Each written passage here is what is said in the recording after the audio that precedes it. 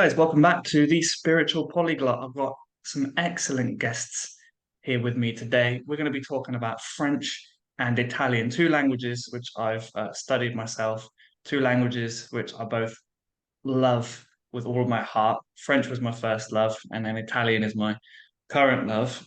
My girlfriend's Italian, and I'm living here in Sardinia. So I'm really excited today to talk to Julien and Marielle. How do you pronounce Yeah, her name? Mariella? Maria, Maria and Angela. So Maria Angela. Mariangela. Okay, Julia and Mariangela. Guys, welcome. How are you both doing? Very good. Very great. Even for us, we're struggling in France with the name Mariangela. So my family always call her Marie Angela. So they really, stop in the middle, whereas in Italian it's Mariangela both together. Yeah, same for us. Julien is Julienne. So here in Italy it's completely different. Yeah, I'm getting used to people calling me Patrick here rather than Patrick. To be fair, Patrick, yeah, it's quite a hard sound for the Italians to make, I quite like Patrick. It's quite sweet. It's not a bad name. Better than the nickname they gave me in France. When I was in France, when I was 19, they called me Patoche. Patoche. Oh, really? Yeah. Yes. I can see that. Patoche. Patoche. Yeah. Even though Patrick is such a beautiful name in French, so Patrick is probably my number one version of how you pronounce my name. So anyway, guys, thanks for being here. Let's jump into talking about Italian and French. Obviously, Julien, you are Mr. French. How long have you been learning Italian? Well, now and then since we've met, but maybe more seriously since we moved in. So about 2 years ago, something like this, I would say. But here and there since we've met and on and off, I would say. But yeah, here it's important to speak Italian because we live in Puglia in South Italy, and the locals don't speak any English or any other languages, so you really have, if you want to integrate, to speak Italian. And it's not just about learning Italian here, it's also learning the local dialect, because even if you figured out how to speak Italian, well, you realize that half of what they're saying is just dialect words. So even maybe an Italian person who came to live here would have to learn as well that dialect, because I don't think they would understand everything. So it's like having to learn two languages instead of just one. But that's part of the learning journey, I would say. Yeah, it's true. Yeah, it's been exactly the same experience for me here in Sardinia. I think in Puglia, how many variations of is it Pugliese, the dialect there, or Pugliese? Do you just have one kind of Pugliese, or do you have various? No, see, this is the problem, man. Yeah. From one town to another, you have different expressions or words. So even for us, it's not complicated, it's different. So you have to really guess what they're saying. Yeah. When we just walk around, Mariangela, just by listening to some of the Italian people, she's able to say, oh, they come from that town, or they come from that other town. I'm like, how do you know? You didn't even talk to them, and you just heard one or two words, and you already identify the town in which they probably come from. And she's right most of the time. So it's like, there's something about the way they speak. They can identify each other like this. It's quite amusing, because even in France, seriously, if I hear some other French people, I can identify maybe they come from south, north, whatever, but definitely not a town. I definitely wouldn't be able to tell that. Yeah. In France, from what I remember, definitely like the north has like a very distinct accent, and then the south as well. Like there are kind of like a couple of extremes, I would say. Like the north accent, then the south, like Marseillais is very like obvious, right? When someone's from Marseille. Where are you from, by the way, Julien? I'm from Paris, so maybe let's say I have the standard French, well, nothing really in particular that would distinguish me, but yeah. Paris French, what you would hear maybe more on the TV or the radio. So yeah, not South or North French. Yeah. So Parisian French, would that be like the BBC kind of received pronunciation equivalent of England, or are there different accents in Paris as well? There is something called le Titi Parisien, which maybe is sometimes of some type of Parisian French that you can hear. I think sometimes it's more a generational thing. If you talk to Parisian people, but younger generations or older generation, they might not talk exactly the same way. So the way younger people talk might be a bit more standardized, but if you talk to maybe more older generations, older Parisians, you might get more of that, let's say, Titi Parisien accent. But the younger generation, I think, are brought up with the same TV show or stuff like that, and we grew up listening to the same French, and we're more standardized. So it's maybe more a generational thing rather than a location. Because even when I meet people who are from other parts of France, but they're roughly my age, they'll speak in a very similar way to me. But when you talk to older people, then it's much more different. So I think it's a lot of time because of generations, the difference. Yeah, sure. Yeah. So we could say then there is a more or less standard French accent. Mariangela, is it the same case for Italy, or does every is there what we would call like a neutral Italian accent, or does that not exist? Not really. So there's a neutral accent that you can hear on TV because they study for that, but every region has different accents, different dialects that in a way influences the standard Italian. So like Julien said, in each region, you can recognize a different accent. Like in Sardinia, you have an accent which is different from, I don't know, Rome or Tuscany. So just little letters that you like, oh, that's the accent from, I don't know, Sardinia. There's the accent from Milan or Puglia, Sicily. So yeah, it's also difficult to get, to have like standard Italian. You maybe have to pronounce vowel in a certain way and consonant in a certain way. So yeah. And even Western Italy, even the country Italy is not such an old country. Yeah, it was united. True. People say maybe it's like between Tuscany and the north, maybe Milan. But even there, you have accents. So you really need to study. I don't know the word dizione. So yeah, it's difficult to have just one accent. Yeah, and also, sure. And sorry, one. Yeah, no, I was saying that accents make our regions, our country very beautiful, because you go in one region and you can hear something different from another one. So yeah. Yeah, and that's one of the reasons I really love Italian in general, like Italy as a country, because it is so rich. The fact that you can go to like here in Sardinia, for example, and you've got people who speak Italian, everyone kind of communicates using Italian, but then someone who speaks, Sardo from Cagliari has a completely different dialect. It's a different language, it's not even a dialect at this point. Like there's also a Sardo, which is like basically Catalan. Do you know? I've traveled a bit. Yeah. Crazy if you think like, wow. Yeah. And Cagliari is different from, I don't know, Sassari, Olbia.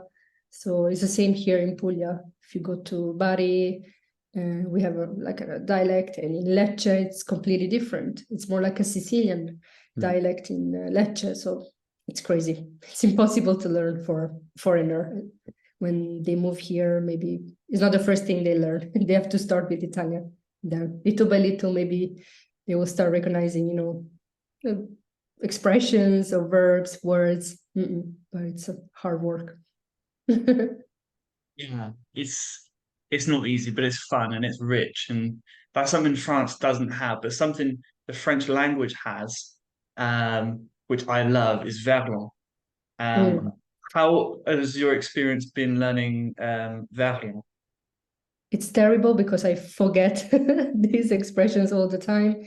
And apparently in France, they have new words I don't know, every month maybe, or Yeah.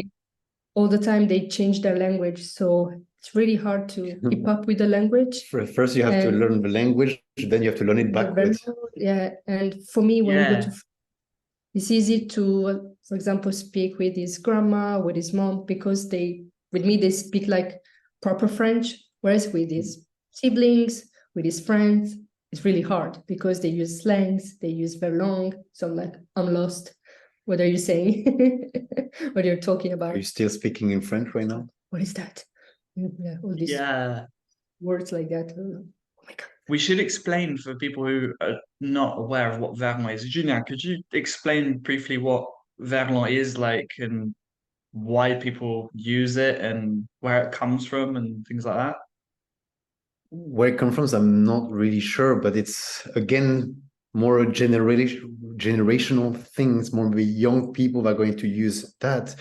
And it basically you don't do that with every single word, but basically you take a word like merci and you reverse the syllables. Merci becomes si mer, just upside down. Because we get bored, I guess, so we were like, let's talk upside down. Bizarre becomes zar bi. Voilà. You don't do like that for a full sentence, but there will be a few words here and there that will be reversed. A word like fou, which means crazy, fou, F-O-U, becomes oof. So the F is at the end, not at the beginning. Oof. C'est ouf rather than c'est fou. It's crazy.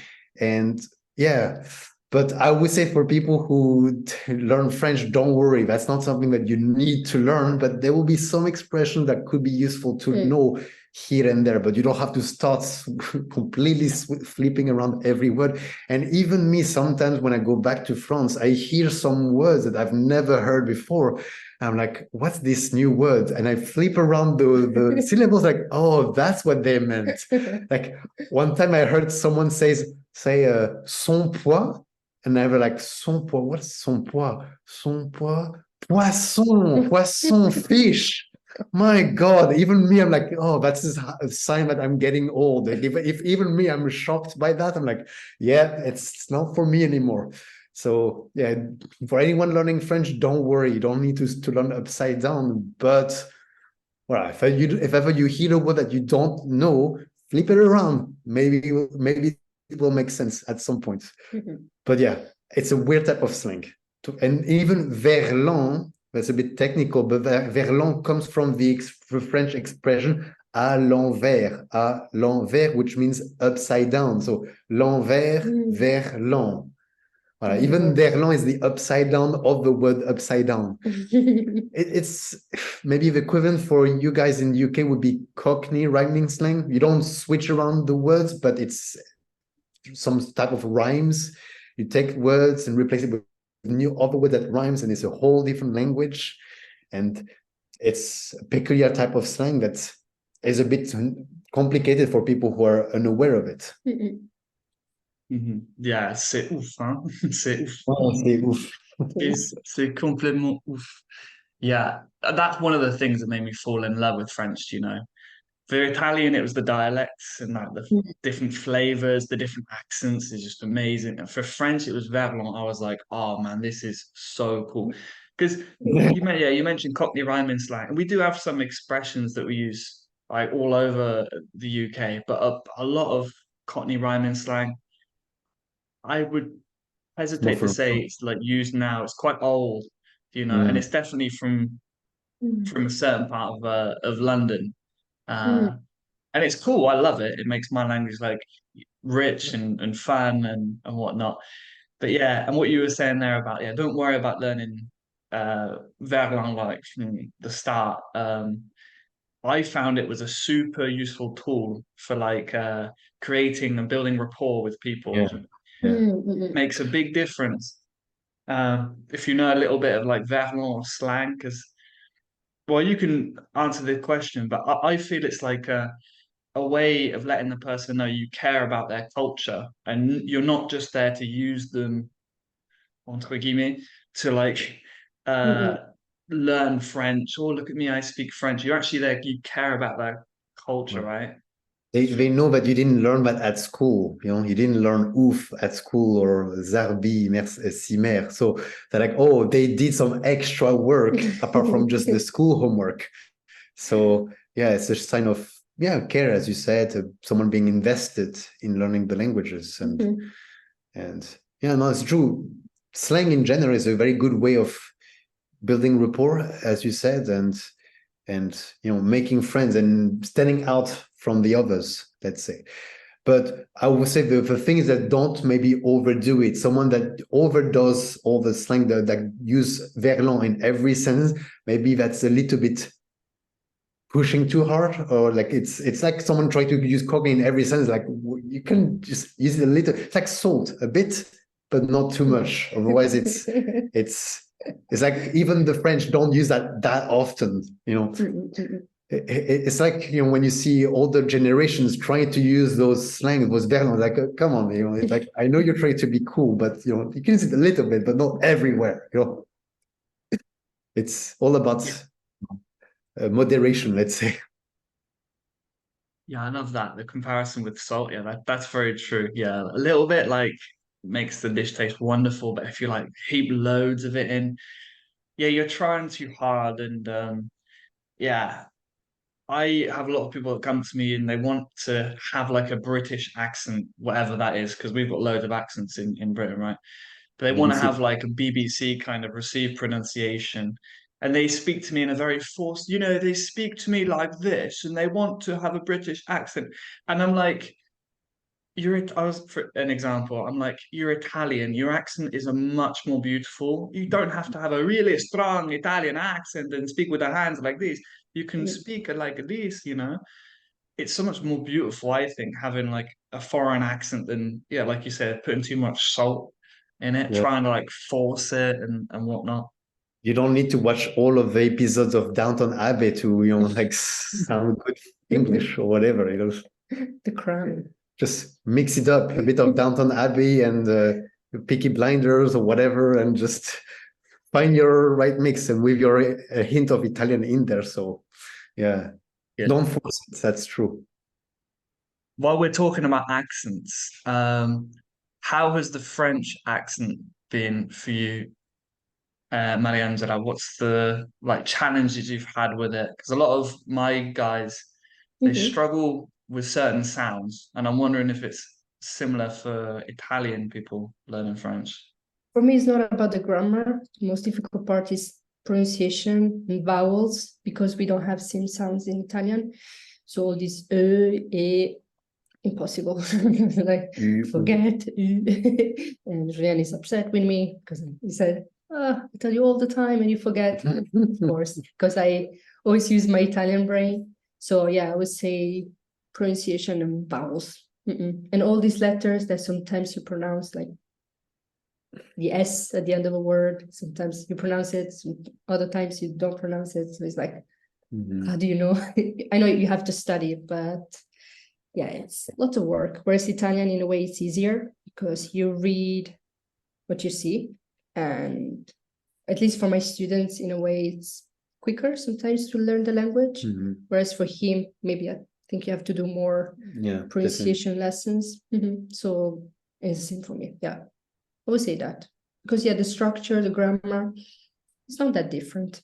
Luckily, yeah. If you just read a text in French and a text in Italian, if you know one language or the other, you can guess what the other language is talking about because it's very similar. But then if you just hear it, then it's two different worlds. It's very, very different. And if French stands apart from all the other Romance language because even Spanish is not the same as Italian, but it does sound similar quite a lot. Like when I hear people speaking either Italian or Spanish, it does take me a second to realize if it's Spanish or Italian. But if you hear French, you know from the first word that it's French. It's not, doesn't sound anything like, if you hear that's definitely not Italian at all. No, so Spanish. You don't have to guess for a second, but Spanish and Italian, and maybe even Portuguese is a bit more different as well, but still similar. I studied Portuguese. They have nasal sounds, but not like French. French for me is another level. It's difficult. Yeah, they have more rules and exceptions. So that's the tricky part to remember. And of course, if you don't use it daily, you forget. If you don't repeat, you forget. So maybe because we live in Italy and we speak English most of the time, I forget and I should study more. Yeah. Okay, so you guys speak in English like to communicate. You don't do like one day in Italian, one day in French. It's just like, nah, let's just talk in English. It's easier. Or We try, but when we met, we didn't know, French and Italian, so we started with English, and it's difficult to to switch. But I think now it's better compared to a few years ago. But we have to improve more. Yeah, especially for him because he lives in Italy, so I think it's ideal. It's better to. But like we said, we have to learn the dialect here. It's it's a lot about that. I think it's 50-50 at least. Dialects. Sorry.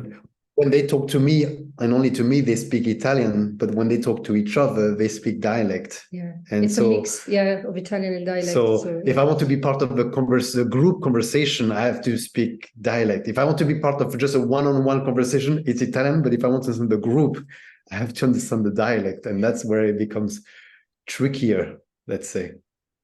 Listen, I feel your pain. I hear you. It's the same for me. Luckily, the younger generation here, well, I mean, I say luckily, it's quite sad actually. They're kind of losing their dialect a little bit, and it's mostly like the older people, but they'll always like mix it in. So yeah, with Italian, you do have to learn a little bit of the dialect if you're going to live in a certain region. And Julian, you mentioned just a few moments ago about like if you see the languages written side by side, you can pretty much understand, like you understand one, you understand the other. What would you guys say are the biggest like similarities with French and Italian, like expressions or grammatical structures? Does anything spring to mind when I say that? Grammar, verb tenses, I would say. The vocabulary is definitely the most, I would say grammar and the word structure and the vocabulary are what's definitely the most similar. Mangiare, manger, parlare, parler, like that's really, I don't know, it's hard to be closer than that. You mentioned something, expressions. I don't think maybe expressions are the same. No, that's maybe some expressions, yes. But most expressions are I understand the words, but when you put the words together, they have a different meaning. Like when you say in bocca al lupo, good luck. And it means good luck, but if you translate literally in the mouth of the wolf, in bocca al lupo, if you translate that into French, that makes no sense. La bouche du loup, that doesn't sound something lucky at all. That sounds something like terrifying. Like la bouche du loup, like get out of there. But for them, it means luck.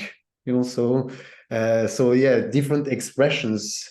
So we might understand the words, but they will be used for a different meaning in different languages. So. Yeah. So the idioms are different and verbs very similar. Yeah, like grammatical structures. The similarities I've found have been like, and it's really interesting, isn't it? Even like the en in the middle of the sentence in French, the en, like journée, for example. Néant, it's just back to front, it's in verlan, right? I found that really interesting when I was learning Italian. I was like, oh my God, it's like French, Can you think of any other examples like that? Maybe chi and I, like j'y vais, ci vado. Those are equivalents, right? Chi and I. In French, What else? I'm thinking of prepositions, when verbs have prepositions. I think in French, sometimes they differ, but some other times are the same. Because when I translate them back to English, it's completely different. So I would say that in French, we have similar structures in terms of prepositions. And what else? Maybe tenses, the imperfect, the passé composé for them, and passato prossimo for us. We use it in a similar way compared to English, where you only have passé. The way you conjugate the endings are different, quite different, but the way we use the tenses are the same, the same or very, very similar. So where when you learn one language or the other, the difficult part is just learning the endings, but then the usage, the way you use it is very, very similar. So, you know, you use them you don't have to overthink that. You just use them in exactly the same way, almost the same way as you would use in your own language if you're a French speaker or an Italian speaker. So that definitely helps in that regard. Compared to which would be quite different. And at least we can understand each other's subjunctive or whatnot, you know, because tenses like the subjunctive can be a nightmare for an English person, English speaker like yourself, because like there's no equivalent in your language. But for us, we have both of that. We have both that same tense, so we can understand it a bit more easily. And for example, also I was just thinking about when you use the past tense, passé composé, the auxiliary, because for you in English, the auxiliary is always to have. I have done this, I have played, I have seen, whereas in French and in Italian, it can be to have, but also to be. Yeah, it depends on the action we are doing. If we are going somewhere, so there's a motion, or we just did something, like ho studiato. So there's that same, and it's for almost the same verbs. When we have a verb that uses être to be as an auxiliary, for you it's essere to be as well. And when you use a reflexive, it's the same. When you ho trovato, I have found, but then mi sono trovato. Mi sono trovato bene. Voilà. Je me suis trouvé. That also we switch from to have to the verb to be. It's a bit complex here. It requires a whole lesson, but with auxiliary, it's a very similar structure in both languages. In Spanish, for example, they don't have that. In Spanish, they don't have they don't use the verb ser, to be, like we would use essere, être. So that's one thing where Italian and French are quite similar. We got it from them because it's their idea. Maybe. Yeah, that was something I noticed as well, which made learning Italian relatively easy. I mean, I think Italian, out of all the Romance languages I've studied, is probably the hardest, just because it's a combination for English speakers anyway. There's a lot of French that we've already used in English. And I think the verb endings to speak, I think to write French is another, even French people struggle, right? Sometimes I'm speaking to someone doing like a language exchange and they're like, tu parles without an S on the end. And I'm like, oh my God, how do you not know how to write that? So written French is a whole nother story, I think. But spoken French, I'd say is a bit easier than in Italian. What do you guys think? Obviously, it's hard to judge, isn't it? Because when you learn a language as your native language, it's just, of course, it's easy, right? But like, if you were to rank, let's say, have you gotten some knowledge of Spanish then as well, or? Done some Spanish at school, but passive learning, Instagram when you see. But Portuguese, for example, so it's not the same. It's a mix of Italian and Portuguese. Yeah. Where would you rank the Romance languages? Like, what would you say, like, easiest to hardest? Where would you put them? Because for me, Italian's probably the hardest, just because it's got hard grammar like French, hard verbs like Spanish. The subjunctive, conjuntivo is, like you guys said before, for an English person is difficult. Where would you rank them? What's the hardest one? For me, French. With Portuguese, I never had any problems. I never studied Romanian, but maybe that one could be difficult as well as our Romance languages. Roman language, but French, definitely French for me. I think that because we are supposed to be, teachers, we're supposed to be French and Italian tutors. We're supposed to say that no, French and Italian are super easy. It's the Spanish and Portuguese that are very hard to learn. So learn our language because they're so easy. But yeah, there are complexities and how to say easy, and there are some parts that are complex and some parts which are easy in different languages. Mm-hmm. As you said, the French is complex, the spelling is very complex, but the thing which is a bit surprising is that because we don't pronounce every letters, it sometimes makes, for example, conjugation much easier. When you learn, for example, a verb like parler in the present tense, it's a different spelling almost every time, but when you pronounce them, it's the same thing. Je parle, tu parles, il parle. Then you put ENT, but it sounds the same, il parle. So when you read it, it's like, oh my God, how on earth am I going to memorize that? But when you speak, like, oh, I don't pronounce this, I don't pronounce that. So it's just, oh, they sound the same. And so you realize that when you talk, it's not as hard as when you write. And most people's objective is talking, not writing. So I'm not saying it's going to be easy when you talk, but it's going to be easier because you don't have to memorize all of these silent letters. Just, oh, they sound the same. It can just be a bit confusing to realize that two words can be spelled very differently, but pronounced the exact same. Because why not? In French, we make that possible. I'm thinking that for me, when I study, I like to study, properly. So I need to be very visual about things. I have to write things down. So I can't study French without writing and knowing the spelling. So that's why for me, maybe it's even more difficult because I want to be very precise. So French for me, yeah. And then she ends up writing better French than the French people themselves. So why not? She will put an S at tu parles, whatever. So write ça with a C and not an S. So voilà. Oh my word. Yeah, it's true. I've seen a couple of people. I thought they just do it as a joke, right? Like "sa" with an S. But no, apparently they forget. And then for you as a foreigner, you're thinking like, should I correct them or should I just let it slide? There's just me as a tutor, I'm like, oh, should I just be like an annoying tutor here? Or like when I'm talking to my friends, for example, or should I tell them, we've been invited, for example, to a wedding next year, and on the website for the wedding, it's all written in French. But I saw that there was a mistake, like in the part that says, please send us a reply. They made a mistake in the way they spelled reply. And I'm like, should I tell my friend who invited us that there's a mistake? But like, probably not the right place and time for that. So I'll just zip it. Like, it's in your website. You be careful. But anyway, that's just a French tutor being too strict, I suppose.